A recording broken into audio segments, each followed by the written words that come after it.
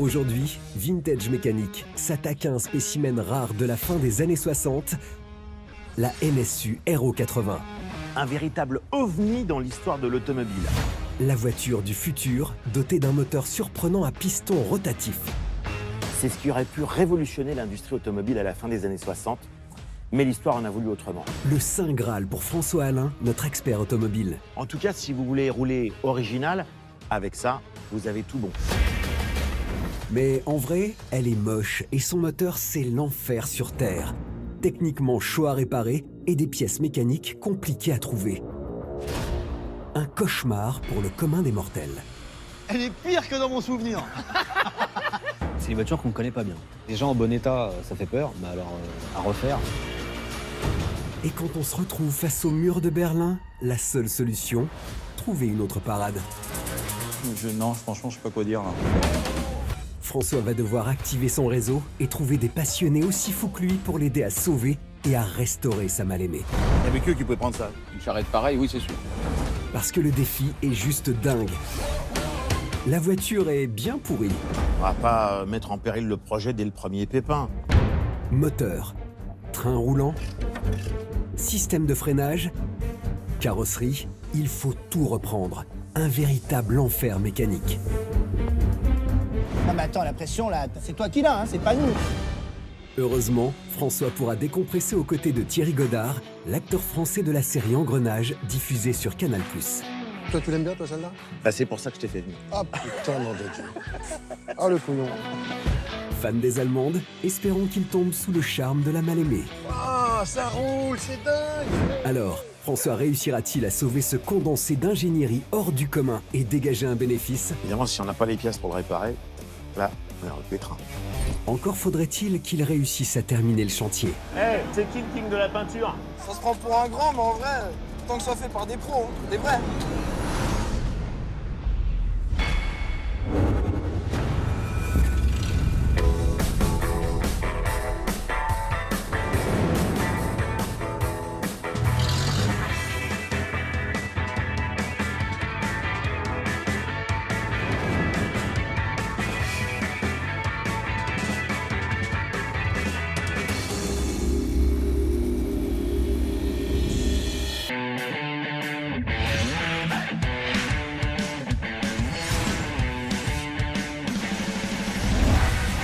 Aujourd'hui, je m'attaque à un véhicule extraordinaire. Un véritable ovni dans l'histoire de l'automobile. À l'intérieur, un moteur révolutionnaire pour l'époque. C'est une voiture allemande. Son nom, la NSU Aero 80. NSU, à la base, c'est une entreprise de machines à tricoter qui s'est lancée dans l'automobile en 1905. Elle doit sa renommée notamment au moteur à piston rotatif Wankel, dû à l'ingénieur Félix Wankel qui les a développés sur les Spider NSU sortis en 1963. Cette motorisation est révolutionnaire, compacte, nettement moins bruyante, beaucoup plus résistante, avec un rendement à faire pâlir tous les moteurs conventionnels. La NSU Aero 80 bénéficie de l'audace du designer Klaus Luth qui sublime le travail technique de Félix Wankel. Il profite du moteur compact et d'une ligne de caisse très basse pour apporter une touch futuriste. 5 mois après sa présentation, la NSU reçoit le titre de voiture de l'année 1968. Un succès incontesté les 3 premières années, mais les ventes s'écroulent à partir de 1974 en raison de la crise pétrolière et d'une voiture pas encore tout à fait au point. La consommation est vorace en huile et en essence, 15 litres au 100, ce qui signera l'arrêt de mort du moteur Wankel. Au total, 37 389 exemplaires vendus en 10 ans, dont 1413 véhicules en France, font de la NSU Aero 80 un modèle très rare. Et vous savez quoi? Une NSU Aero 80, j'en ai trouvé une. Cette allemande de luxe pourrait presque entrer dans la catégorie limousine avec ses 4,78 m de longueur, 1,76 m de large, 1,41 m de haut. Poids 1280 kg. Ceinture de caisse basse grâce à un moteur et un compartiment compact et un coffre généreux séparé de l'habitacle capable d'accueillir les 7 valises de Miss Kardashian. Sa surface vitrée est très large, 2,8 m². Mécaniquement, c'est Deutsche Qualitat. Bon confort de conduite avec sa direction assistée hydraulique et sa boîte à 3 vitesses semi-automatique. ultra sécure grâce aux 4 freins à disque à double circuit hydraulique, un servo-frein et 2 tambours sur le train arrière pour le frein à main. Tenue de route exemplaire grâce à ses suspensions à grande amplitude sur 4 roues indépendantes et ses amortisseurs hydrauliques avec ressorts hélicoïdaux qui effacent les irrégularités de la route à grande vitesse. La vraie révolution, c'est son moteur à piston rotatif Wankel birotor de 115 chevaux. Vitesse max, 180 km/h. 0 à 100 en 12 secondes 8. François a dégoté un trésor automobile. Reste à savoir maintenant si cette berline allemande lui a coûté beaucoup d'oseille. Je l'ai acheté 3 000 €. Ça fait sans doute une trentaine d'années qu'elle n'a pas roulé. On peut pas dire que notre expert ait raclé les fonds de tiroir pour acheter cette caisse. Mais attention aux mauvaises surprises, car elle n'a pas bougé sa croupe depuis plus de 30 ans. Mais c'est pas grave. L'important, c'est qu'elle a appartenu au journaliste Roger Briou, le fondateur de la célèbre revue technique automobile, la Bible que tous les garagistes de France et de Navarre ont dans leurs ateliers. Et s'il a acheté cette voiture, c'est vraiment qu'elle était passionnante sur un point de vue technologique, historique et également en termes de design. Notre expert a l'air confiant, voire sûr de lui. Espérons que le coût global du chantier ne le mette pas sur la paille. Et pour éviter ça, il doit absolument tenir compte de la cote de la NSU. Une très belle voiture qui fonctionne en bon état. Le prix oscille entre 10 et 15 000. La cote de notre allemande n'est pas spécialement élevée. Reste maintenant à savoir ce qu'il en est côté diagnostic. Alors venez voir. La carrosserie, elle est plutôt pas mal. Elle a une bonne tête, elle a l'air saine, pas de corrosion perforante, pas de trous, pas de déformation, pas de traces d'accident. Ça, c'est un vrai bonus. C'est même une très bonne nouvelle vu son gabarit, car il n'y aura pas de travaux de carrosserie astronomiques et ça, c'est important pour le portefeuille de notre expert. La voiture a dû être peinte dans les années 80, dans une teinte de l'époque. Mais à l'origine, il y avait des teintes très originales comme le jaune ou le orange qui correspondent totalement à la fin des 70s. Très clairement, une nouvelle peinture s'impose, car cette teinte d'un très mauvais goût fera fuir tous les potentiels acheteurs et ça, François le sait. Passons maintenant au check-up de l'équipement intérieur pour voir si ça sent pas trop la naphtaline, voire le sapin. À l'intérieur, les sièges sont en très bon état. Par contre, un nettoyage intégral à l'intérieur s'impose. Allez, dernier point à vérifier, la mécanique. On est comme sur un modèle ancien classique. Échappement, suspension, pneumatique, il faut tout vérifier. C'est quand même un très gros chantier. La grosse question, évidemment, ça va être le moteur, qui tout double. Ce moteur à piston rotatif, c'est le cœur de notre NSU. Il est important de savoir s'il est en carafe, car c'est hyper complexe à réparer. Alors, attention, faudrait pas que ce coup de cœur se transforme en crise cardiaque. Il faut que les restaurateurs aient le cran d'accepter le chantier. Il faut vraiment qu'ils aient la niaque.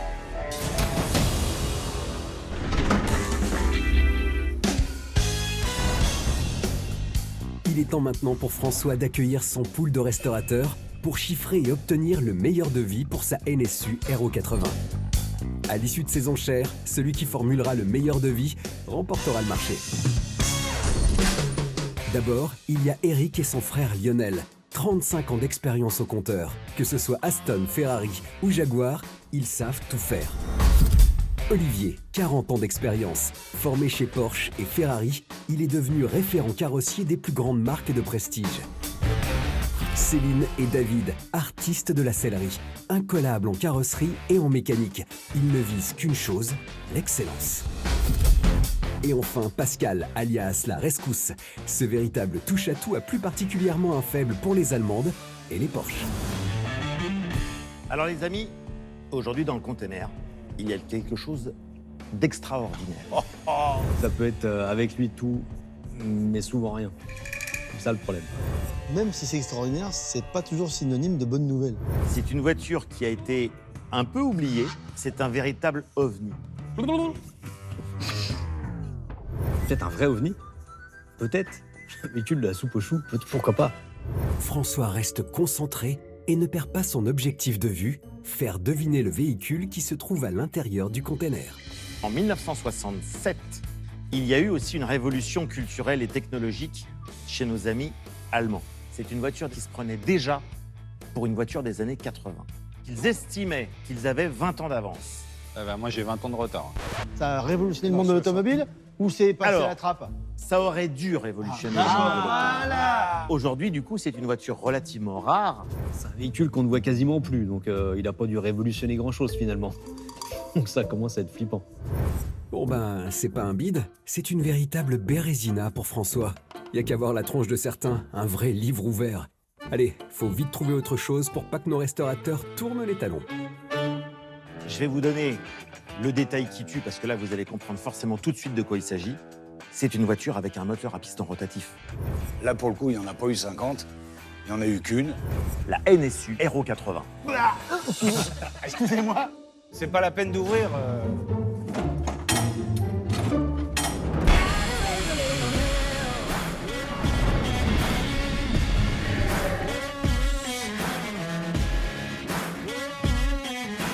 Et François, t'es où? Ah ouais, d'accord. Vu la réaction de nos restaurateurs, pas sûr qu'ils kiffent vraiment le modèle. Ça a l'air d'être mal engagé pour François. Elle est pire que dans mon souvenir. Je pense qu'on a tous le même avis. Hein. Franchement, là, pour moi, on est tous pareils. Voilà. Non, franchement, je sais pas quoi dire, là. Je pense qu'en fait, vous avez peur. Oui. Ah oui. Vous Ah, avez mais peur. ça, là-dessus, t'as entièrement raison. Oui. C'est des voitures qu'on connaît pas bien. Des gens en bon état, ça fait peur, mais alors à refaire. Ça sent vraiment le roussi pour François. Mais il lui en faut plus pour baisser les bras. Notre expert en fin tacticien décide de s'attaquer à l'ego de tout ce petit monde. Ça risque de chauffer. Si je comprends bien, dès qu'on vous propose un challenge un peu compliqué, vous êtes un peu poule mouillée quand même. Voilà ça. Alors, si tu savais. Un peu ça. Non, mais on est des dégonflés complets. François, c'est pas honnête ce que tu fais. Parce qu'en fait, Ouais. on est capable de réparer tout ce qui marche. Mais ça n'a jamais marché. Et à l'impossible, nul n'est tenu. Bon, vu l'ambiance, manquerait plus que François annonce le diagnostic. La voiture n'a pas roulé depuis vraisemblablement 30 ans. 30-35 ans. Depuis de 67, elle a jamais roulé, hein, forcément. Bah oui. Il faut lui faire toute la remise en route habituelle. Les freins, les pneus. Il y a un truc qui est clair, c'est que François y croit.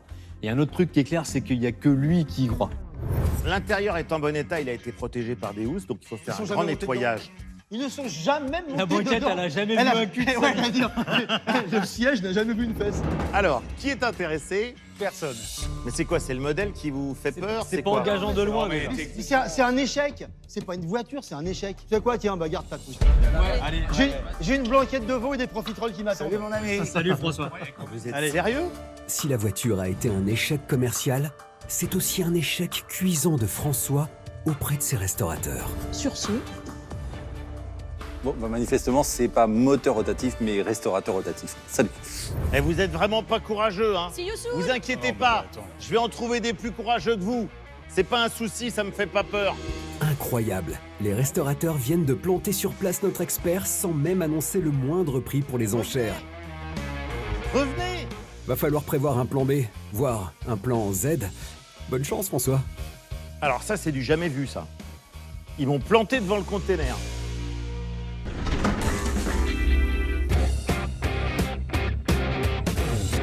Le lendemain, François a toujours sa NSU sur les bras. Aucun de ses restaurateurs n'a voulu de sa petite mocheté à 4 roues. Même ses potes transporteurs sont un peu perplexes quant à la trouvaille de notre expert. Elle est vachement pourrie, ta voiture d'échappement qui tombe par terre, tout ça, tout est... C'est rien, ça. Ah, c'est rien, t'as pas vu les Et portes, elles l'intérieur, ferment on peu. peut pas. Ah, non, elle est pas terrible. Mais notre Rocky Balboa de la restauration automobile n'est pas du genre à lâcher l'affaire. Après avoir galéré et écumé tout son réseau de restaurateurs, il a a priori trouvé preneur. Bon, enfin là, vous allez voir, on débarque dans une école, le Garac, et je peux vous dire que eux, quand je vais leur expliquer ce que c'est, ça va les intéresser. Même pas peur, notre sauveur des causes perdues a décidé de s'adresser à un établissement scolaire spécialisé en mécanique pour ressusciter son allemande. Pas très orthodoxe tout ça, mais pourquoi pas? Le Garac, c'est 1500 élèves, plus de 21 formations, une filière véhicule de collection. Restaurer des caisses, ils savent faire. C'est the place to be. François a peut-être flairé le bon plan. Là, il y a Laurent, c'est le directeur. Je vais descendre 2 secondes pour négocier avec lui. Tu vas négocier quoi encore? Déjà, tu viens de te faire jeter par les autres? Non, mais attends. t'inquiète pas, t'inquiète Je reste pas. pas 2 heures ici, moi. Non, je sais bien, mais C'est c'est... pas ma journée, hein. Non, je sais bien, c'est juste pour savoir à quel endroit je la descends. Tu nous oublies pas, hein. Non, mais lui, il va adorer. Je suis sûr, il va adorer. François est comme d'hab confiant, très confiant, mais pas sûr que le directeur, même si c'est une bonne connaissance, accepte le projet. Ça va, Laurent? Bonjour François. Tu vas bien? Mais qu'est-ce qui t'arrive là? T'arrêtes pas de m'appeler Ben ouais, je t'ai appelé parce que j'ai une surprise pour toi. Une surprise? Ça, C'est quoi? une NSU Aero 80. Euro 80, mais c'est le moteur rotatif. Le moteur à piston rotatif. La voiture qui a été Wow. élue voiture de l'année en 1968. Une légende. Une légende. Enfin un être humain encore vivant autre que François qui qualifie la NSU Aero 80 de légende. Notre expert a peut-être frappé à la bonne porte pour restaurer son ovni des 60s. Je savais qu'on serait sur le même point de vue. Oui, non, mais attends. Ouais, mais qu'est-ce que tu veux qu'on fasse? Je voudrais que tes élèves la restaurent. Ah oui, non, mais attends, moi je t'arrête tout de suite. C'est pour la revendre. Oui, c'est pour la revendre. Mais on peut pas dans une école, on va pas faire du bénéfice sur le dos des élèves. C'est pas possible d'utiliser la main-d'œuvre des jeunes et de pouvoir ensuite la facturer, la vendre. C'est inconcevable. On est dans la pédagogie, on est dans la transmission, certes, du savoir, du savoir-faire. Dans l'apprentissage, on n'est pas là pour faire du business. Faire de l'oseille sur le dos des élèves aurait pu être une option pour François. Déontologiquement, c'est un peu abusé et il le sait. Mais notre expert a eu une idée lumineuse. Et oui, ça arrive. Je voudrais qu'on la restaure ici Ouais. et qu'on la revende ensuite. Mais le bénéfice de la revente, ce sera pour faire un chèque à une œuvre caritative. Franchement, super idée de la part de François. En même temps, c'était ça ou la casse. Comme ça, on ne gagne pas d'argent, ou plutôt si, on gagne de l'argent, mais pour en faire une œuvre utile. J'espère que là, vraiment, ils vont la prendre, parce qu'autrement, on est comme des couillons, quoi. Moi, je vois qu'ils discutent beaucoup quand même. Hein. C'est pas sûr qu'on la dépose tout de suite. Moi, je pense qu'on va encore traverser tout Paris avec ce truc-là. Merci. Merci, François. Alors, verdict, monsieur le directeur? Ça m'intéresse. C'est louable. Je pense aussi. Je peux la décharger tout de suite? Ah non, mais attends, ça s'organise tout ça, ça se programme. Il y a des cours. T'as de la place ici, tu peux me trouver un petit coin pour la ranger. Non, on la décharge, ça marche. Merci, monsieur le directeur. Il y avait que qui pouvait prendre ça. Une charrette pareille, oui, c'est sûr. Bonne nouvelle, il n'y a plus maintenant qu'à décharger notre NSU Aero 80 avant de planifier l'expertise du véhicule par les élèves et les profs de l'établissement.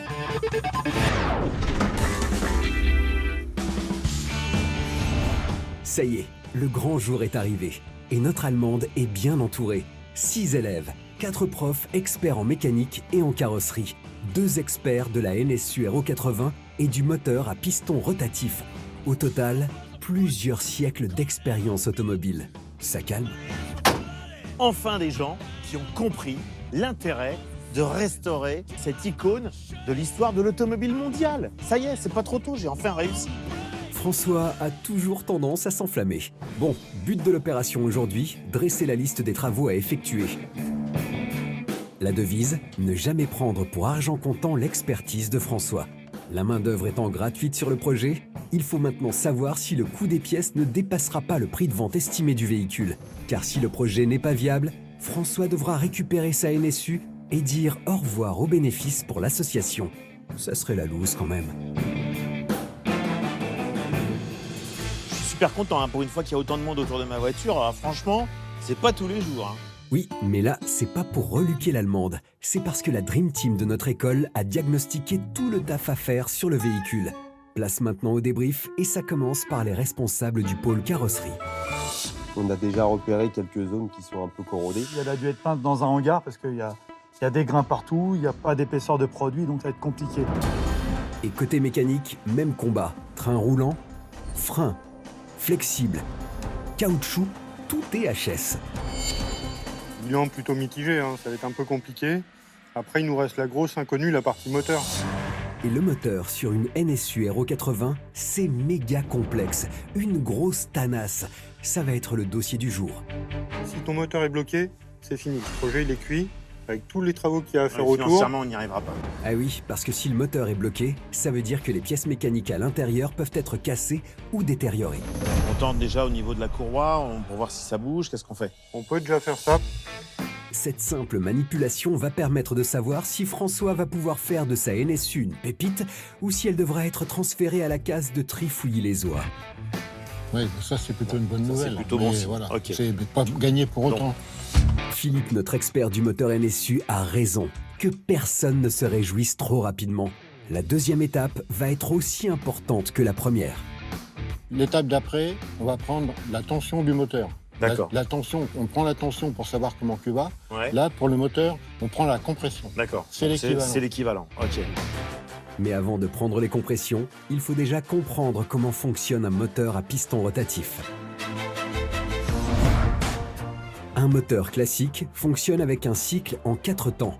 L'admission et l'échappement du mélange air-essence géré par des soupapes, puis la compression et l'explosion de ce mélange provoquée par le mouvement alterné des pistons exécuté par l'embiellage. À la fin de ces 4 temps, un nouveau cycle redémarre. Sur notre moteur Wankel, le fonctionnement est différent et révolutionnaire. Il est composé de 2 stators, chacun équipé d'un orifice supérieur pour l'admission du mélange air-essence et d'un orifice inférieur pour la sortie des gaz. Chaque stator contient un piston rotatif. La forme mathématique de ces éléments permet d'utiliser la déformation du volume pour effectuer les 4 temps en un tour, de façon continue. Les gaz sont aspirés par l'augmentation du volume. Le mélange est comprimé par la réduction du volume. L'étincelle de la bougie enflamme le mélange dans les chambres de combustion situées sur chaque face du triangle. Les gaz sortent pendant que le piston achève sa rotation. Et ce qui est top avec les élèves du Garac, c'est qu'ils ne dorment pas pendant les cours de mécanique. Ça leur arrive parfois de participer. Mais du coup, c'est quoi l'intérêt du moteur à piston rotatif? On a beaucoup moins de pièces en mouvement. On a un mouvement qui est direct, beaucoup plus fluide, sans vibration. Et surtout, le principal avantage, on va avoir une combustion qui va se faire tous les 1/3 de tour. Ouais, donc tu vas avoir un fonctionnement beaucoup plus homogène. Ouais. Ça va rendre aussi un moteur beaucoup plus silencieux. Et ouais, ça calme. Bon, rappelez-vous, il faut maintenant prendre les compressions du moteur pour savoir s'il est en bonne santé. Donc en fait, au final, ta mesure de compression, ça va être de faire le bilan de ton moteur par rapport à son étanchéité. Ouais. C'est-à-dire que notre moteur peut avoir des petites fuites comme parfois Papy avec ses problèmes de prostate. Parce que si tu as au moment de ta compression de l'air qui s'échappe ailleurs, tu auras une pression beaucoup plus faible, donc moins d'énergie au retour, un moteur qui fonctionnera moins bien, ou pas du tout. Allez, maintenant que tout le monde a bien capté le principe, prise de compression. Pour ça, il faut virer l'ancienne batterie et en mettre une neuve, débrancher le système d'allumage, enlever les bougies et connecter la sonde et ses capteurs à un ordinateur. Ah oui, donc c'est quand même la technologie moderne au service de la voiture ancienne. Ah bah voilà, le logiciel il est prêt. François, tu te mets au volant, tu accélères à fond et tu donnes un coup de démarreur pendant 7 secondes. On y est. La prise de compression va déterminer maintenant si le moteur est en bonne santé. François est sous pression. Et pour couronner le tout, Philippe, notre expert du moteur à piston rotatif, a décidé d'en rajouter une couche. Ce qu'il faut que tu saches, c'est que contrairement à un moteur lambda où on trouve des pièces facilement, là, les machines n'existent plus. Et pour trouver des pièces, c'est vraiment difficile. Évidemment, si on n'a pas les pièces pour le réparer, là, on est dans le pétrin. Il ne reste plus qu'à démarrer pour permettre à Jean-Paul de prendre les compressions. Alors, verdict? Eh ben, c'est pas terrible. Ah ouais? En dessous de 7 de compression, normalement, on fait le moteur. Et là, on est à combien? Entre 5,5 et 6,5. La loose intersidérale. Première prise de compression sur le premier rotor, première mauvaise nouvelle. On va faire le deuxième. Je veux bien, ok. Il est pas mieux. Il est pas mieux? Ce qui nous attend maintenant, c'est sortir le moteur et l'ouvrir pour voir d'où vient le problème. Donc autant te dire que là, pour le moment, ton projet, c'est qu'il est en stand-by. On va voir un peu avec la direction comment on va gérer le truc. Là, on est un peu mal barré dans l'histoire. Ouais. Bah oui, parce que l'achat des pièces pourrait dépasser la valeur de la voiture. Et donc, l'idée d'offrir les bénéfices de la revente du véhicule à une œuvre caritative tomberait à l'eau. Ouais, mais les gars, on va pas mettre en péril le projet dès le premier pépin.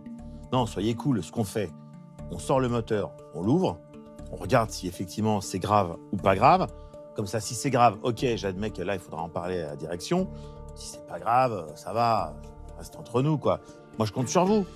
Ne rien lâcher, c'est clairement la devise de François. Parce que son but, en plus de dégager des bénéfices pour l'association caritative, c'est aussi sauver cette NSU de la casse. Donc je compte sur vous, les gars. Silence, on est d'accord, ça reste entre nous. Parce que sinon, on va pas s'en sortir. Allez, ciao, les gars.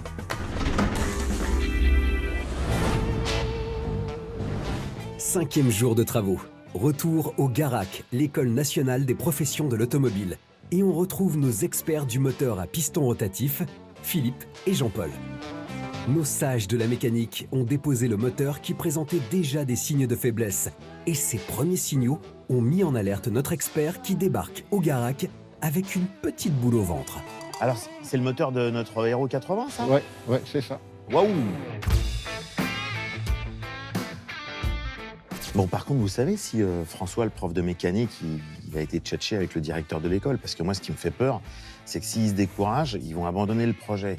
On est dans la mouise, quoi. Faut qu'on fasse corps. Notre expert essaie de motiver les troupes pour garder sous silence ce problème moteur. Mais pas sûr que nos deux gardiens du temple soient chauds pour le suivre. Ouais, mais c'est pas notre problème. Nous, on est là pour dire le moteur, il est bon, il est pas bon. Bon, on va l'ouvrir. Ouais. Hein, et puis, on va faire le bilan. D'accord. Et puis, en fonction de ça, on te dira. C'est bon, c'est pas bon. Ok. Ah. Rien n'y fait. Ils sont incorruptibles, surtout quand il s'agit de poser un diag sur un moteur de NSU. Va falloir revoir votre copie, monsieur François Alain. Ah, ça va les amis? Ça va et toi? Parce que là, t'as une petite mine, t'as pas l'air d'avoir trop dormi. Ouais, non, j'étais un peu embêté, mais bon... Non, bah écoute, là, on va se mettre à l'action, on va l'ouvrir, et puis on va regarder, on va voir un petit peu ce qui nous trame, ce moteur. Ok. Qui dit ouverture d'un moteur au GARAC, dit ouverture par un des élèves. Et c'est Luc qui s'y colle sous le regard bienveillant de la confrérie des profs et des sages du Rotatif Club. Il va commencer par la façade avant du moteur, avec le carter, puis la flasque avant avec la pompe à eau, l'allumeur, la pompe de la direction assistée, la pompe à essence, le doseur d'huile et pour finir, la pompe à huile. Hop, voilà. Et t'as vu le bruit que ça fait? Moi, ça me rappelle, il y avait un feuilleton exactement à la même époque qui s'appelait les Shadocks. Il pompait aussi. Il pompait. Si l'ambiance est au beau fixe dans l'atelier pour la fin de ce démontage, les choses vont se corser, car notre expert va devoir déloger l'écrou central du moteur. Mais avant ça, nos anciens de la mécanique vont placer une barre pour stabiliser le bloc. On est bon, on est bon. Ça y est, notre expert va enfin pouvoir sortir les muscles et l'artillerie lourde avec une grosse clé XXL. Et ça va faire mal. Bon, les gars, je crois que là, c'est du sérieux. Oh, mais il va falloir du muscle, hein. Poussez-vous, je vais vous montrer. Tous les yeux sont rivés sur le Sylvester Stallone de la mécanique. L'adversaire du jour, l'écrou central. La technique pour le mettre KO, beaucoup d'huile de coude, du muscle et surtout des groupies en délire. Allez, plus fort. Ouais. Allez, plus fort. Allez, encore. Voilà. Ça y est. Bravo François, notre expert montre fièrement son adversaire du jour, pendant que les profs prennent le relais. Allez, c'est parti. Bon, on bascule le moteur. Ok. Et on va démonter le carter avant. Et pour s'attaquer à ce démontage, ce ne sont pas 2 mais 8 bras qui vont faire sauter le carter, avec à l'intérieur toute la pignonnerie et le radiateur d'huile. Après ce démontage, professeur François décèle déjà un petit souci.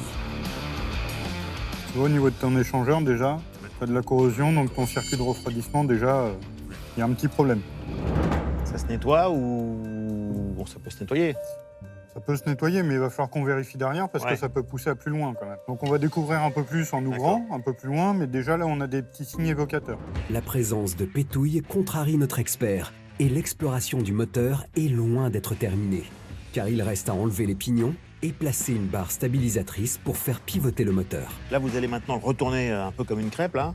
Oui. Et vous allez pouvoir ouvrir le cœur du moteur. Là. Exact. Donc on rentre dans le cœur de l'action. Avant de plonger le nez dans le cœur du moteur, nos experts vont jouer de la clé à pipe pour démonter et enfin déposer le flasque arrière du moteur. Yes! Ça y est, notre NSU vient enfin d'ouvrir son cœur mécanique et François va pouvoir connaître son état de santé. Mais visiblement quelque chose, ou plutôt quelqu'un, a décidé de s'inviter dans ce début d'expertise. Il y a un monsieur qui demande François Alain. Mais j'ai rendez-vous avec personne. Incroyable! Eric le restaurateur, ou plutôt devrions-nous dire, le détracteur en chef de la NSU Aero 80. S'il vient faire un petit coucou amical, Messieurs, bonjour. c'est parce qu'il donne des cours aux élèves du GARAC. J'ai entendu dire qu'il y avait quelques compétences en matière de moteur rotatif. Qu'est-ce que tu fous Moteur là, à toi piston rotatif. Eh ben écoute, qu'est-ce que je fous ici? J'ai une tondeuse à piston rotatif qui est en panne. Et comme je sais qu'il y a quelques techniciens, puisque moi je suis à côté, là je m'occupe d'un masterclass pour donner des compétences à des jeunes qui n'en veulent. Donc je suis venu et donc si je me suis dit, si je demande à François, ça va jamais marcher. Par contre, je sais qu'il sait s'entourer de vrais techniciens. D'accord. C'est donc le moment ou jamais. Bon, qu'est-ce qu'elle a ta charrette? Eh ben elle démarre pas. En fait, Eric est juste venu pour taquiner François et nos sages de la mécanique. C'est plutôt réducteur de comparer le moteur de la NSU à un moteur de tondeuse, même si, au fond, c'est le même principe. Mais ça le fait marrer, c'est le principal. Ce moteur-là, il a été conçu par des ingénieurs qui étaient des grosses pointures, un soir de cuite. Les mecs, après avoir picolé 3 whisky, ils se sont dit, oh les gars, j'ai une idée, on va faire un truc super, parce que c'est un vrai exercice de style. C'est ce qui nous intéresse, c'est la précision. Et ça, je l'entends très bien. Le montage de précision. Et c'est pour ça que je suis même prêt à sacrifier et même à me payer une tondeuse qui marche comme ça. Mais aller au boulot avec, jamais. Laisse-nous ta tondeuse, on va en prendre un très grand soin. On va surtout pas y toucher. Salut mon Eric. Bonne journée, messieurs. Après ce petit clin d'œil fort aimable d'Eric, nos warriors de la mécanique vont pouvoir se remettre au boulot pour checker le cœur du moteur. Bon, Philippe, maintenant qu'on est au cœur du moteur, est-ce que tu peux m'expliquer d'où vient le manque de compression de mon moteur? La compression du moteur, c'est assuré par les différents segments. D'accord. Donc les premiers segments, les plus importants, sont les segments d'arrêt. Au nombre de 3, ces segments assurent l'étanchéité entre les différentes chambres et évitent le passage des gaz entre elles. Et ensuite, on a ce qu'on appelle des segments de flanc. Après, pour le cœur du moteur, pour son excentrique, on a un segment circulaire ici qui assure, lui, une étanchéité à l'huile. Allez, c'est parti pour le démontage des segments. Il commence par ceux des flancs. Puis, les 3 segments d'arête qu'ils vont comparer au code constructeur. Donc la prise de cote avec vos appareils électroniques super précis va nous dire si les pièces sont à changer ou pas. Exact. C'est là où tu vas savoir si ça dépasse l'enveloppe prévue au départ. Bon, bah, je vais aller mettre un cierge. Ça y est, c'est le moment de vérité pour le père François. Si les pièces ne sont plus aux normes, c'est la banqueroute assurée. Les sages du Rotatif Club et du Club NSU de France auscultent chaque segment à l'aide d'un appareil de mesure digitale appelé micromètre, capable de mesurer les épaisseurs de pièces au millième de millimètre. On regarde ça. Donc là, ouais, oh là là, j'ai 7,448. Ah, c'est mauvais ça. La cote mini, c'est 7,7 mm. Ah oui, là, ça, c'est pas la peine. Ah, là, on est juste. Le ciel s'assombrit sur notre expert. Les mesures des 2 autres segments sont aussi mauvaises. Pareil pour le segment de flanc. Il sort d'où ton moteur? Voilà. Bon, de toute façon, vu l'état de la segmentation, à mon avis, il faut tout changer. Pour l'instant, déjà que je sache, rien que la segmentation complète. Il faut compter un budget de combien? 500 €. François va devoir casser un peu son PEL. Le coût des réparations sur sa NSU commence à grimper en flèche. Et l'hémorragie risque de s'aggraver avec le contrôle du stator. S'il n'est pas bon, le tarif n'est plus le même. S'il faut le changer, c'est 1 000 € le stator. Et il y en a 2. Et il y en a 2. Donc, à première vue, quand on le regarde, il a des traces de martelage dans la zone d'explosion. Ouais. Et il a des rainures.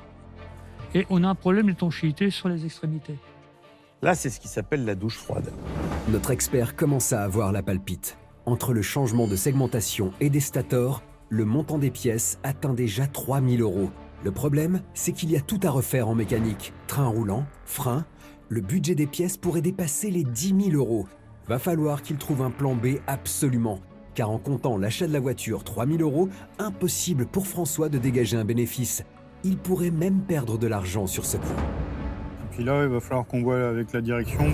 Rajouter des coûts, c'est forcément un problème. Plus on a de coûts, moins il y aura pour l'association caritative. Donc de toute façon, il fallait qu'on en discute ensemble.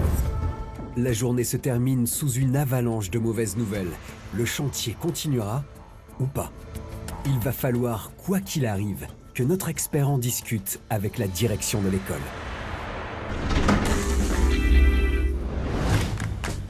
20e jour de travaux, et nous retrouvons un François complètement perdu et un peu en stress dans la cour du Garac. Bonjour. Excusez-moi, je cherche le bureau du directeur. C'est par ici. Oula, vous êtes pas un peu vieux pour le bureau du directeur? J'ai un projet qu'on mène ici au Garac avec une NSU Hero 80. T'as debout. T'as debout, enfin, oh. Eh oui, c'est ça le choc des générations. Il n'y a plus de respect pour les anciens. Mais il en faut plus pour déstabiliser notre expert. Bon alors bref, il est où le bureau du Dirlo? Parce que là, je suis convoqué, faut que j'y aille. Bah c'est juste là au deuxième étage. Ah c'est là-haut? Ok, bon j'y vais. Un expert auto convoqué dans le bureau d'un Dirlo, c'est du jamais vu. François n'en mène pas large. Ça risque de chauffer pour lui car aujourd'hui, c'est conseil de discipline avec le directeur du Garac, le secrétaire général et son professeur principal. Espérons qu'ils ne finissent pas au piquet. Entrez. Bonjour. Ah c'est sympa, vous m'avez attendu pour le café? Ah, pas du tout. Ah non? Notre expert tente de réchauffer l'accueil glacial, mais au Garac, c'est du sérieux. Pas de place pour les bouts en train. Et l'annonce qui va suivre risque de compromettre radicalement le chantier de la NSU. On a un vrai problème. On a l'impression que le projet n'est pas faisable. On a tous les chiffres. L'étau se referme sur notre expert. Le Dirlo a tous les éléments chiffrés et il compte bien reprendre point par point ce que François pensait camoufler. J'apprends par mes collaborateurs que le projet, il faut changer le moteur, qu'il y a un prix de pièce affolant sur cette auto. Voilà le chiffre final, 13 000 €. Donc 3 000 € la voiture, la valeur de base, plus 13 000 €, ça fait 16 000. Oui. Franchement, est-ce que tu penses pouvoir la vendre à ce prix-là? Non, bien sûr que non. Ah non, parce que la cote du véhicule à la revente se situe entre 10 et 15 000 €. Compliqué donc pour François de continuer, car il pourrait perdre de l'argent sur ce coup-là. Au départ, je rappelle, c'était l'objectif de la revendre pour faire bénéficier à une œuvre caritative. Moi, c'est ça qui m'a emballé dans le projet. Absolument. L'image du projet, elle en prend un coup. Il est mal, François, il est mal. J'ai peut-être pas précisé, mais j'ai différentes filières pour trouver les pièces qui nous manquent. J'ai des partenaires. Et oui, François a plus d'un tour dans son sac pour convaincre son réseau automobile de baisser les prix, car son projet est à but caritatif. Dans ma tête, c'était clair parce que je me suis dit, de toute manière, sur les pièces, entre celles qu'on va avoir gratuitement, celles sur lesquelles on va avoir des super prix et celles qu'on va avoir en occasion, à mon avis, si on est à 13 000 théoriques de pièces, on peut diviser par 3. Les arguments de François sont-ils assez convaincants pour le directeur? Honnêtement, moi là, j'entends ce qui est dit, mais pour l'instant, moi j'arrête le projet. Parce que là, c'est pas tenable. Incroyable, le Dirlo stoppe le chantier. Notre expert est scotché à sa chaise. François! Au revoir François. Il ne lui reste plus qu'une seule chose à faire, bouger son popotin et convaincre ses partenaires de baisser le prix des pièces pour espérer voir son chantier reprendre de plus belle.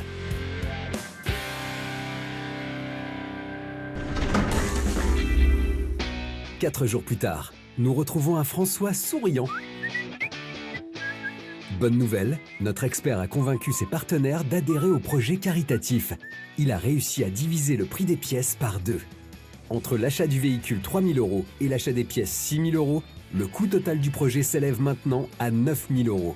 S'il parvient à vendre son véhicule 15 000 €, il pourrait dégager un bénéfice de 6 000 € pour l'association caritative. Ça serait top. Le chantier peut maintenant reprendre sous les doigts experts des élèves et des profs, avec la dépose des suspensions, des trains roulants avant et arrière, découpe et remplacement des éléments de carrosserie abîmés, ponçage intégral de la voiture avec le pavillon, les ailes arrière, le compartiment moteur, le capot et enfin remplacement de la segmentation, des 2 stators et réassemblage moteur. François admire tout le travail effectué sur la NSU et il est impatient de retrouver Patrice, le professeur, et ses élèves pour la mise en peinture. Dis-moi, c'est bien l'orange Targa que tu voulais? Ah oui, oui, Sur oui. moi, parce que... Oui. C'est la teinte orange Targa qui correspond exactement à ce qu'il y avait sur la NSU Hero 80 sur les millésimes du début des 70s. Le fait de travailler sur des voitures anciennes, c'est sûr que ça nous fait clairement apprendre de nouvelles techniques. C'est des choses qu'on ne voit pas tous les jours. Ça va nous remettre du challenge parce qu'on n'a jamais vraiment fait ce genre de peinture-là. C'est maintenant au tour de nos artistes peintres d'entrer en action. Et pour ça, ils vont devoir effectuer quelques tests à base de diluants et de durcisseurs. Ce savant mélange et dosage représente un pourcentage important dans une peinture. Et c'est parti pour une valse de couleurs. La fabrication prend forme sous le regard attentif de François et Patrice. Ça y est, le coloris final orange targa de notre NSU commence à apparaître. Les jeunes padawans en peinture vont pouvoir rejoindre nos experts pour la validation de la teinte. Franchement, ça va claquer. J'ai pas d'inquiétude. Patrice, pour être franc avec toi, il y a un truc qui me ferait super plaisir. C'est de participer à la peinture de ma voiture. Ouais. Et Ouais. si, c'est pas trop la politique de la maison. Tu peux me faire peindre un petit, je sais pas, à la première couche. Tu prends pas de risque si je peins la première couche. Ou alors, je peux éventuellement te faire peindre un élément, une aile. Ouais. Déjà, on teste. Ça reste entre nous, je dirai rien au directeur. La dernière fois que François a rien dit au dirlo, ça s'est fini direct par un conseil de discipline. Espérons pour Patrice que cette entorse à la règle ne se terminera pas en carnage, car notre expert est chaud bouillant. Mais dis donc, c'est pas une aile d'NSU, ça. Ah non, c'est pas une aile d'NSU. Bah alors?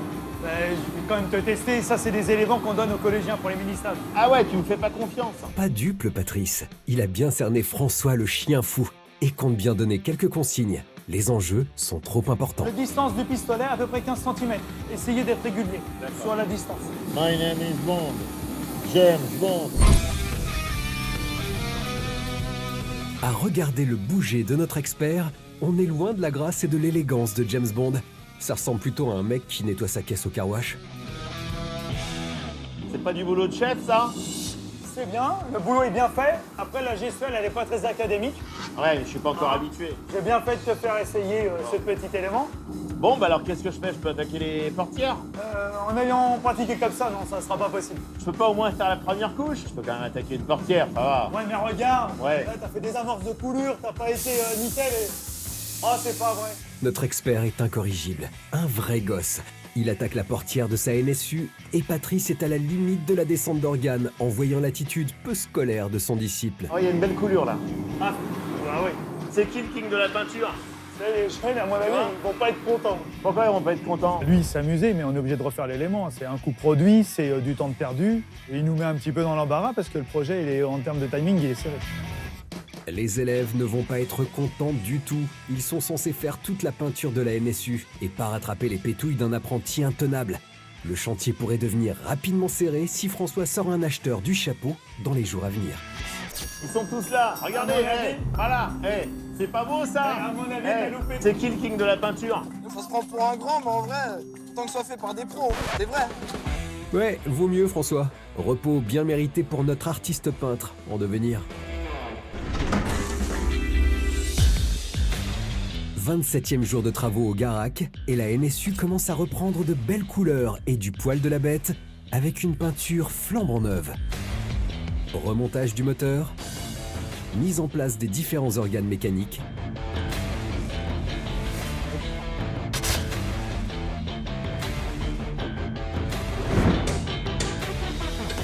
et réfection des silent blocks. Aujourd'hui, on retrouve un François avec le sourire jusqu'aux oreilles. Ah, c'est top! Et en tenue d'apprenti mécano pour attaquer cette nouvelle journée. Ah ouais, elle a une gueule, j'adore. François compte bien féliciter toute la team du Garac, car le résultat est tout simplement remarquable. Ça va François? Ça va et toi? Bah écoute, tu vois, je trouve que la teinte de cette voiture, qui est maintenant totalement dans l'esprit 70s, la voiture, elle est transfigurée. Il y a ces lignes qui ressortent. Enfin, ça n'a rien à voir avec cette espèce de couleur marron glacé qui était franchement pas très saillante. Notre expert a frappé à la bonne porte. Ici, c'est du lourd et on tord le cou à l'à peu près. Il faut que tu trouves un acheteur maintenant. T'inquiète, j'ai des pistes, j'ai plusieurs idées, j'ai plusieurs hypothèses.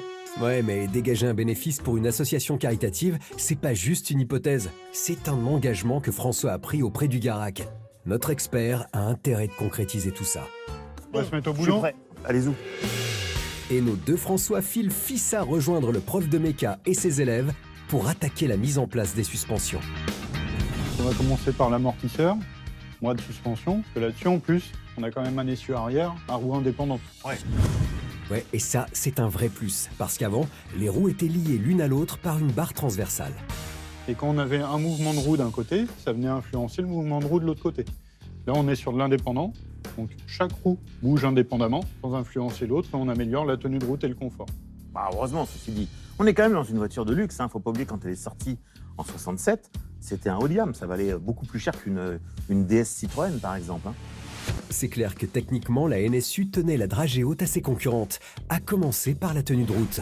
Donc, il est impératif de s'attaquer aux suspensions et aux trains roulants. Là, on va remonter tout ça. Et pour cette mission commando, ce sont les jeunes pousses de la mécanique qui s'y collent. Bon, alors, hop. Ça commence par le montage des amortisseurs. Et là-haut, elle va récupérer directement dans l'habitacle, puisqu'on est fixé au direct sur la caisse. Pour ce montage, François va se transformer en prof et donner une petite astuce aux élèves. Donc tu vois Camille, ce qu'on appelle un détrompeur, c'est le fait qu'au lieu d'avoir une partie complètement circulaire, il y a un biseau ici qui permet de savoir tout de suite dans quelle position on le monte. Au moins, on perd pas de temps. Action, réaction. François et son apprenti du jour entrent en scène avec la pose de l'amortisseur. Voilà, je te le passe dans la bonne position. Voilà, on est bon. Là, on est dedans. Je te le maintiens le temps que tu mettes les écrous et les boulons. C'est bon. C'est bon? Ok. Après ce petit coup de pouce, François va les laisser terminer le montage de l'amortisseur et la remise en place de tout le train arrière. Pendant ce temps, nos deux experts vont enquiller le demi-train avant. Ça, c'est la partie avant. Ils ont été entièrement refaits à neuf. Donc ça, c'est les amortisseurs d'origine de la voiture qui ont été entièrement restaurés à l'usine mère de chez Conny en Hollande. Ils ont tout démonté, tout refait à neuf à l'intérieur. C'est plus lourd qu'à l'arrière. Hein. Après la mise en place des suspensions avant, voilà, je suis dedans là. Nos as de la mécanique enchaînent avec la pose du pivot sur lequel est fixé le levier de direction, permettant la rotation des roues. Bon, on est bien là. On est pas mal. Ensuite, c'est au tour de l'assemblage du bras inférieur de suspension. Tac. Donc là, on est placé. De la barre stabilisatrice. Et pour finir, pose du moyeu de roue. Et là, il faut serrer comme un dingue. Et pour un montage optimal, François va sortir l'outil indispensable tout droit sorti d'un blockbuster américain, la clé dynamométrique. Elle permet de répercuter la force de serrage recommandée par le constructeur. C'est plus safe et ça évite la casse. Ah, je pense qu'on n'est pas loin là. Ah, ça y est. Et là, je peux te dire que pour que ça se desserre, il faut se lever de bonne heure. Après ce magnifique tour de force, François va bien verrouiller le serrage du moyeu en mettant une goupille. Nickel, comme ça ne pourra pas se desserrer. Là, on est OK sur cette partie-là. Bon, bah du coup, maintenant, on va pouvoir s'occuper de monter les freins à l'arrière. Attends. T'énerve pas. Pourquoi? Parce que là-dessus, tu as un montage particulier sur tes freins arrière. Donc ce sera le moment d'expliquer un peu aux filles comment ça fonctionne. Donc viens, on va faire un petit tour là-bas, je vais te montrer. Ok. Bon, bah écoute, si tu veux. François va se transformer en élève le temps d'un petit cours magistral sur le système de freinage de la NSU. Et pour ça, rien de tel qu'une maquette made in Garak. Comme tu as sur une voiture classique, avec les roues à l'avant, les roues à l'arrière, la pédale de frein pour le conducteur. D'accord.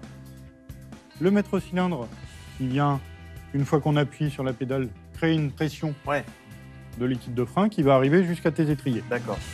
Les étriers, ce sont des pinces qui vont plaquer les plaquettes de frein contre les disques. Ils ont un rôle important pour un freinage puissant et sécure. Mais il y a un accessoire supplémentaire qui va encore plus optimiser le freinage. Et l'élève François compte bien lancer son prof sur le sujet. Il y a des répartiteurs. Donc ton répartiteur, lui, vient limiter ta pression de freinage à l'arrière sans venir limiter la pression de freinage à l'avant. Tout ça pour éviter le blocage des roues à l'arrière. Qui dit blocage de roue dit perte de contrôle du véhicule, d'où l'importance de ces fameux répartiteurs. Donc là, on a un manomètre de pression de freinage avant et un manomètre de pression de freinage arrière. D'accord. Donc si vous regardez, la pression avant et arrière, dans un premier temps, va monter et de manière équivalente. Et si je pousse plus loin, à l'avant, ça continue de monter, à l'arrière, ça bouge plus.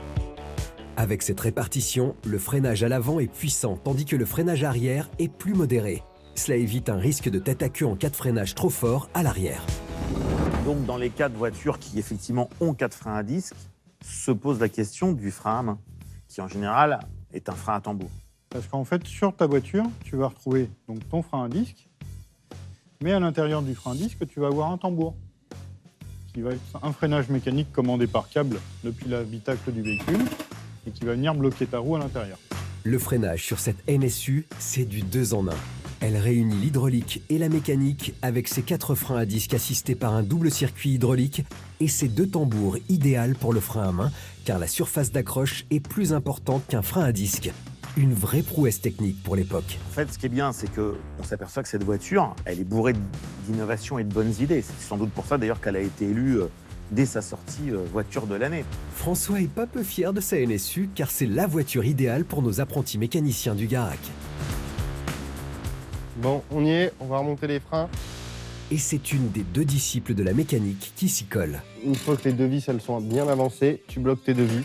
Ça y est, c'est tout bon pour la partie mécanique. Maintenant, on va passer à la partie raccordement du circuit hydraulique. Maintenant, Camille, notre apprenti en mécanique, attaque la liaison de la canalisation vers la durite, puis vers l'étrier. Cette technique demande du tact, car la durite est souple et la canalisation, elle, est rigide. François, est-ce que tu veux bien nous donner la canalisation? Déjà prête. Donc attention, jeune padawan, à la moindre mauvaise manip, c'est la casse assurée. C'est bon, c'est bloqué. On va monter les plaquettes. Pas de temps mort pour nos jeunes apprentis. Voilà, la première plaquette. Et c'est la jeune Léa qui place les 2 plaquettes de frein. Puis, elle va faire chauffer du marteau pour bien les rentrer à l'intérieur de l'étrier. Ça y est, notre NSU est sécure niveau freinage. Bon bah les gars, c'est bon pour nous. Très bien, bravo. Ah, tu vois, la journée va bien finir, bouge pas. Allô? Oui? Oui, vous allez bien? Eh ben écoutez, ça tombe bien, parce que je suis juste devant. Justement, on est en train de commencer le remontage de la voiture. Elle a été peinte, elle est magnifique, elle est superbe. Je pense que si vous venez la voir, vous allez craquer, c'est juste évident. Alors, vous êtes plusieurs acheteurs potentiels, je vous le cache pas. François veut lui aussi montrer à son prof qu'il maîtrise son sujet, ou plutôt la vente de la NSU. Et ça a l'air de plutôt bien marcher. François, il fanfaronne, il nous dit qu'il est un acheteur. J'espère pour lui. J'attends de voir. Je veux voir les choses. Bon, on verra au niveau du prix, mais il est clair que le but, c'est de pouvoir faire quelque chose de très positif. Je vous en parlerai. 3 semaines? Oui, je pense que 3 semaines, on doit être dans les clous à peu près. 3 semaines pour finir leur montage, ça marche. OK? Je vous en prie. Avec cet appel, l'espoir de dégager un bénéfice pour l'association caritative semble être bien engagé. Et le chantier avance plus vite que prévu. Messieurs, pas de relâchement. La livraison de la NSU est maintenant prévue dans 3 semaines. Domaine de Grand Maison, à 20 km à l'ouest de Paris. C'est dans cette grande propriété historique et traditionnelle que nous retrouvons François en compagnie d'un de ses meilleurs potes comédiens, Thierry Godard. Il commence sa carrière au cinéma avec des films comme Welcome et Pour elle. Mais c'est la télévision qui l'a véritablement révélé au grand public avec des séries à succès comme Engrenage, un phénomène qui a cartonné en France et s'exporte même à l'étranger. C'est actuellement l'un des acteurs français les plus sollicités du petit écran. Alors Thierry, ouais. T'es pas heureux là? Ah bah je suis super heureux, voilà.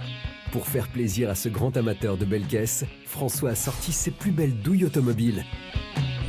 Une Mazda RX-7, une Citroën M35, un Spider NSU cabriolet et une NSU Aero 80. Si notre expert a rassemblé toutes ces belles dames mécaniques, c'est qu'elles ont la particularité d'avoir toutes la même spécificité technique. Parce que tu sais que tout ça, c'est des voitures, ce qu'on appelle un moteur à piston rotatif. Moi-même, je suis un peu rotatif aussi. Ouais, ça m'étonne pas de toi. Un piston rotatif aussi. Le concepteur du moteur à piston rotatif, c'est pas Thierry, mais c'est l'ingénieur allemand Wankel. En déposant son brevet en 1929, il est devenu en quelque sorte le père de nombreux modèles étrangers. NSU fut le premier à l'exploiter à la fin des années 50, et c'est à partir de 1969 que Citroën et Mazda rachètent le brevet pour exploiter cette technologie. Même les marques de motos comme Norton ont été séduites et ont équipé leurs propres bécanes. Mais suite au mauvais rendement du moteur à piston rotatif, toutes ces marques ont arrêté l'exploitation dans le milieu des années 70. Seule Mazda a prolongé jusqu'en 2010. Bon, dis-moi laquelle tu préfères.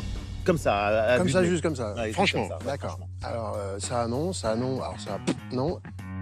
Ça, j'aime bien. Ça, c'est de l'allemande. C'est la plus récente. Mais c'est pas une allemande, c'est une japonaise. Ah, c'est une japonaise. Voilà. Ah, oui, tu vas on peut se tromper. Bon, Thierry est certes un amoureux des belles caisses, mais de là à connaître leurs origines, faut pas pousser. Mais François décide de prendre les choses en main et de vite orienter le choix de son pote. Et celle-là, non, tu kiffes pas? Non, je trouve que c'est un peu massif. Toi, tu l'aimes bien, toi, celle-là? Bah, c'est pour ça que je t'ai fait venir. Ah, putain, mon Dieu. Ah, le couillon. François a tout faux. C'est ballot, hein. C'est ballot. À croire qu'il ne connaît qu'à moitié les goûts auto de Thierry. Mais quand il a quelque chose en tête, il n'en démord pas. Et pour faire passer la pilule, il a trouvé un argument de poids. Donc ça s'appelle une NSU RO 80. Et le petit clin d'œil, c'est que nous avons un point commun, elle et nous deux. C'est quoi? Le millésime. Oh putain. 67. En fait, elle est pas mal. Ouais. Ah, Maintenant, tu je la regarde. vois, Ouais, maintenant, je la regarde, tu je me dis, bien c'est quand maintenant, même une ça belle m'étonne bagnole. pas. Ouais, 67, de toute façon, ça peut être que bien. Thierry est pris par les sentiments, son pote a réussi à titiller sa curiosité. En s'approchant de cette Allemande, François va remettre le couvert sur la spécificité de cette NSU. Tu vois, là, dans la modestie de nos amis allemands, ils l'avaient appelée RO80 parce qu'ils estimaient que c'était déjà la voiture des années 80. En 67. Parce qu'ils se projetaient quand même vachement sur le futur. Après cette petite anecdote, Thierry veut se rincer l'œil en matant les courbes et les formes si particulières de cette Allemande. Et là, quand tu vois cette voiture-là, est-ce que tu te sens dans l'univers des voitures allemandes anciennes ou tu te sens complètement décalé? Alors, pour être franc, dans un premier temps, c'était pas du tout. Maintenant que tu m'en as parlé, maintenant je sens que tu l'aimes et ce que tu aimes, je me dois aussi de faire un effort pour l'aimer. Ça, c'est une belle preuve d'amitié. Faut dire que François est plutôt bienveillant et convaincant, surtout quand il s'agit de voitures. Je sens une robustesse, je sens quelque chose qui m'appelle. Donc là, j'ai envie de rentrer à l'intérieur. Allez messieurs, en voiture pour le test de cette Allemande qui ne demande qu'une chose, sillonner les belles routes de campagne en compagnie de deux beaux gosses. Donc les clés sont là, d'accord. Et l'embrayage, il est où là? Ah, y a pas. Pourquoi? Parce que c'est une boîte automatique, semi-automatique on dirait. Ah, mais tu m'avais pas dit ça. Donc je fais rien, juste tu démarres. Je démarre. Voilà. Ok. Ouais, donc là on n'a pas démarré, c'est la ventilation, c'est ça? Non, c'est pas la ventilation, c'est le moteur. Oh bordel. Waouh, ça Magique. roule, c'est dingue. Allez, il est temps pour nos deux compères de quitter ce magnifique écrin Oh là là, et ça tourne. Ça tourne. pour rejoindre les belles routes de campagne. Rien de tel pour se remémorer de bons souvenirs. Donc en voiture d'enfance, entre guillemets, est-ce que tu as des souvenirs de voiture de tes parents qui t'auraient marqué quand tu étais môme? Le souvenir que j'ai, c'est une 403. Je me souviens que quand il faisait très froid, on n'arrivait pas à la démarrer. Mon père sortait avec la manivelle. Ma mère faisait la gueule dans la voiture. Lui râlait parce qu'il avait froid aux mains. Et il tournait la manivelle comme ça pour essayer de la démarrer. Dès que François est dans une caisse avec un pote, il raffole et se délecte de ses anecdotes. Mais ce qu'il aime par-dessus tout, c'est quand ça parle auto et téloche. Bon, et dans Engrenage, tu as eu une voiture plus ou moins attitrée? Ouais, alors j'avais une Golf, j'avais la dernière Golf. Alors, la galère avec toutes ces super bagnoles, c'est que t'as plus de frein à main. Maintenant, c'est des freins à main électriques. C'est quand même agréable d'arriver sur un endroit où tu vas faire une perquisition, donner un bon petit coup de frein à main. Pour faire genre. Ouais, pour faire genre à l'américain. Cette NSU, Thierry pourrait la proposer pour une prochaine production de série policière. Elle a toutes les ressources techniques pour une bonne course-poursuite à l'ancienne. Bah non en fait. Bon, alors cette voiture qui a quand même plus d'un demi-siècle. Ouais. Bah écoute, en tout cas, il y a un rapport au volant qui est assez bien. Elle est précise, non? Et c'est vrai que quand je l'ai vue, quand tu me la présentais, je me suis dit, bon, je ferai pas 300 bornes avec. Et là, très confort. François a réussi son coup. Son pote se sent dans la NSU comme un poisson dans l'eau. Cette voiture, mais, si elle était avant, je l'achèterais tout de suite. Bon! C'est une caisse, mais je me demande comment je vais pouvoir m'en passer maintenant, là. Je te la rends pas. T'es sérieux? Non, je suis pas sérieux. C'est une grosse merde, je la déteste. C'est naze. Bon, même si François n'a pas spécialement fait kiffer son poteau avec sa voiture tout droit sortie d'un film d'horreur, il a quand même un petit service à lui demander. Est-ce que tu penses que tu pourrais me trouver un rôle de figurant dans Engrenage? Bah évidemment que je peux te trouver ça. Ah, c'est super. Ouais, sauf que c'est fini. Ah ouais, d'accord. François vient de se prendre une veste, mais rien de méchant. C'est pas la première fois qu'il compte se lancer dans une carrière de comédien. Heureusement qu'il a des potes comme Thierry pour l'en dissuader.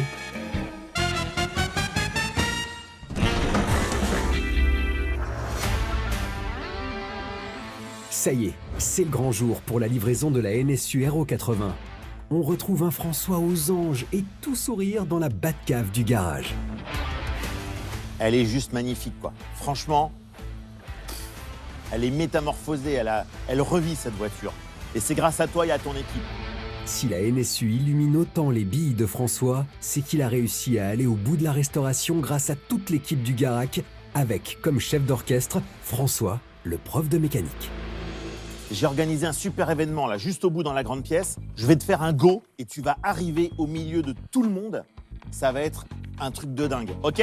Ok, ça marche. À tout de suite. Hein. Après ce dernier petit réglage non pas mécanique, mais logistique, François rejoint avec excitation et panache un parterre d'exception. Ouais, vous êtes tous là, c'est formidable. Donc merci à tous d'être venus. François a tenu à rassembler les élèves, les experts du Rotatif Club, l'équipe pédagogique et la direction du Garac pour découvrir la restauration de la grande dame allemande. Et notre passionné d'auto a décidé de reverser les bénéfices de la vente de son véhicule à l'association Tout le monde contre le cancer. Espérons que la somme dégagée ne ressemble pas à des miettes pour moineaux. Merci beaucoup de nous accueillir. Ça fait 15 ans qu'on est dans une aventure un peu de potes pour essayer d'être utile aux enfants, aux adolescents dans les hôpitaux. Et juste 2 chiffres, en fait, on fait 1000 actions chaque année dans 170 hôpitaux partout en France. Donc forcément, on a besoin d'aide, on a besoin d'anges gardiens pour nous accompagner. C'est une jolie rencontre aujourd'hui avec vous. C'est aussi pour ces moments-là que François se donne à fond sur les chantiers. Il a le cœur sur la main, même si parfois la restauration de la NSU a pu connaître quelques bourrasques. Franchement, je pense que vraiment là, on est dans une belle histoire et avec une très belle fin. On n'attend plus que l'acheteur. Parce que oui, il n'y a pas de souci. On attend de voir. François n'est donc pas un mytho. Ah, les voilà. Les acheteurs sont bien là, en chair et en os. Nos amis sont les représentants de Audi Bauer, qui est le plus gros concessionnaire Audi de France et qui donc est l'acheteur de cette voiture.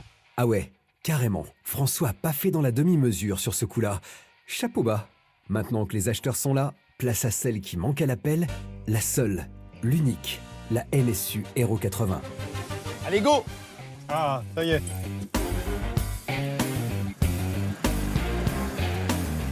L'arrivée de la NSU électrise l'atelier et tout le monde en prend plein les mirettes.